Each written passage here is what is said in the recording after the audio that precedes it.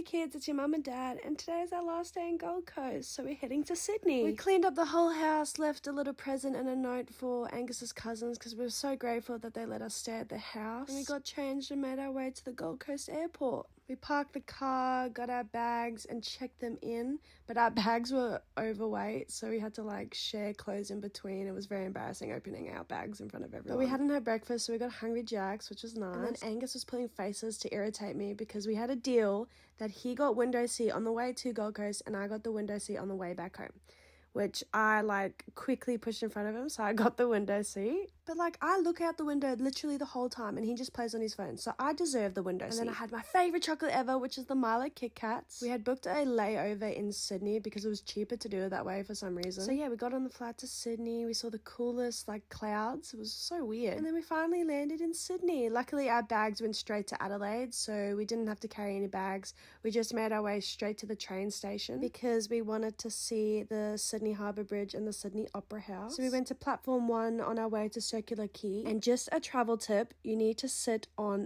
the right hand side of the train so you can see the Sydney Opera House when you get to the Circular Quay. But this tip is only for when you're going from the airport to Circular Quay. On the way back to the airport, obviously sit on the left side. But I'm pretty sure this is the best train view you'll ever see in Australia. It is just so gorgeous. Once the train stops, which is a double-decker train, by the way, how cool is that? You just get off, you tap your phone to exit the train station, and then you can just walk to the Sydney Opera House from there. It was such a beautiful day. The weather was perfect. It was pretty hot, but it was just so nice to be there. The last time I was in Sydney, it was raining, so it was really nice to see it with blue skies. And of course, with Australia's biggest tourist attractions in front of you, Angus wants to go see the war boat thing. We just stayed around the Opera House for a little bit, took some pictures because it was just beautiful scenery, and then we found a little bar overlooking both the Opera House and the Sydney Harbour Bridge. So I got a vodka pineapple and Angus had a ginger beer on tap.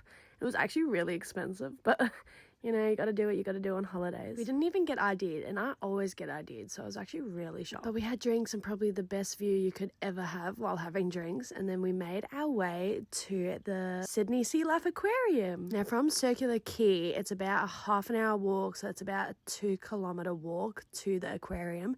But then you get to see Darling Harbour, you get to see the aquarium, you get to see a zoo, you also get to see Madame Tussauds. And I got to see a Shark Week boat. How cool is that? I wasn't expecting much from this aquarium because we've done all the other sea lives before. But man, I was just gobsmacked with how cool this aquarium was. It had penguins, it had so much sea life, it even had dugongs, which you'll see very soon, but I was just so excited. And it had 2 different shark tanks. It was probably one of the best aquariums we've been to. There's me again getting a press a penny. Like I've said in my other videos, it's our favourite thing to do. But yeah, Angus and I have been to almost every aquarium in the whole of Australia. We've been to every aquarium in every state.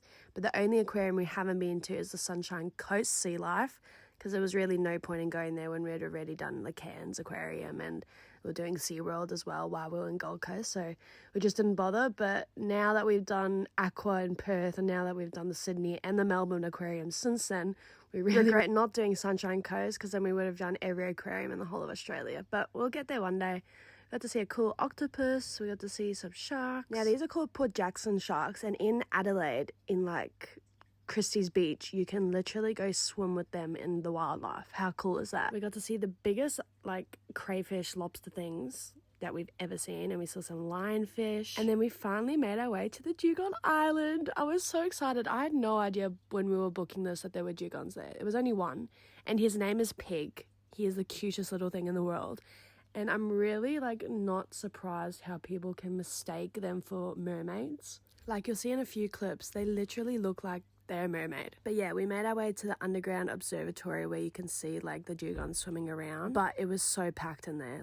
It was the busiest aquarium we've been to. You can see Angus's face is just oh my gosh, it's so busy, because there was also a school doing a excursion there. But yeah, here's Pig the dugong. He was getting fed some lettuce, and yeah, it was just incredible. And this is the clip I was telling you about. Don't they look like mermaids? I can't believe it. It's insane. We were very, very lucky because Pig decided to go for a swim and he swam above us. I got the coolest video ever. Like, look at this. He literally just starts swimming. This is the best part about, like, all the sea life, that you can go underwater and have, like, an underwater observatory above your head. So Pig swam over the top of us. How cool is that?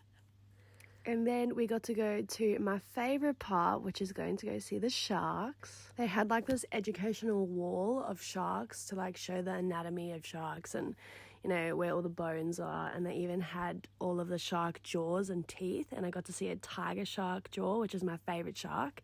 That's the one I have a tattoo of. And here you can see how busy it is with that school excursion. We got to see some more Port Jackson sharks, and we got to see some really, really cool, like, stingrays, and then we got to see ragged-tooth sharks. Now, in South Africa, we call these ragged-tooth sharks, but apparently Australians call them grey nurse sharks or sand tiger sharks, I'm pretty sure. But look at their teeth. They are 100% ragged-tooth sharks. Like, they should only be called ragged-tooth sharks. These sharks are pretty common in South Africa, in, like, Cape Town and Durban. And these are, like, the biggest sharks you will see in Australian aquariums. You won't see bigger sharks. It's, like, for ethical reasons, you know? I would say these are the scariest looking sharks, but they're actually, like, the nicest sharks, I would say. Like, you don't hear them attacking anyone like tiger sharks. They are just very, very calm. And if you go scuba diving, you'll actually see a lot of them. Like, there's heaps of them around in Australia. We saw some wobbegongs. I like to call them wobbegongs because it irritates Angus, because they're actually called wobbegongs, but it's so funny. So yeah, I was like screaming wobbegongs everywhere. And they had this penguin experience that I've never ever seen before in any other aquarium, where you actually sit on a boat and get to, like, be up and close with the penguins, which is really cool. But we didn't have enough time to do it, so we just skipped the line and went into the penguin section. So yeah, they have 2 penguin sections, which is pretty cool. One at the beginning, one at the end. And they have, like, a touch area for kids to be able to touch some starfish.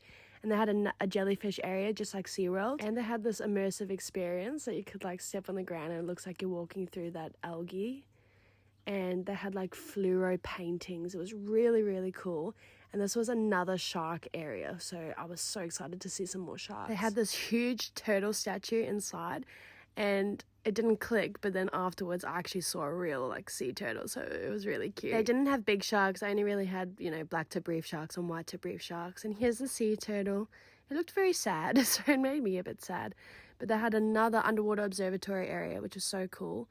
And then we legged it. We were so late for the airport, so we legged it to the train station. But yeah, catching a train in a different city can be very scary sometimes. So this is why I like to do videos like this, to give people tips on how to do trains and airports and public transport and, you know, all of that kind of stuff, just to help people who don't travel often to know the ins and outs of somebody who does travel often. So here's my Instagram page. You can just go to some of the posts. This post I click on is telling you how to get around Sydney with the train station, and, like, tells you all the costs and everything. So go follow our Instagram account if you want to see some more traveling tips. And then we got to the airport. I got some sushi. Angus got a banh mi, and then we waited for a few hours and then got on the plane and headed back home. And my dad came to pick us up, and it was my French bulldog Frankie's first birthday, so we had a little birthday party for him. We just had some macas, and then my mum made a dog-friendly cake with, like, mashed potatoes and carrots and stuff. So yeah, thanks so much for watching. See you later, guys.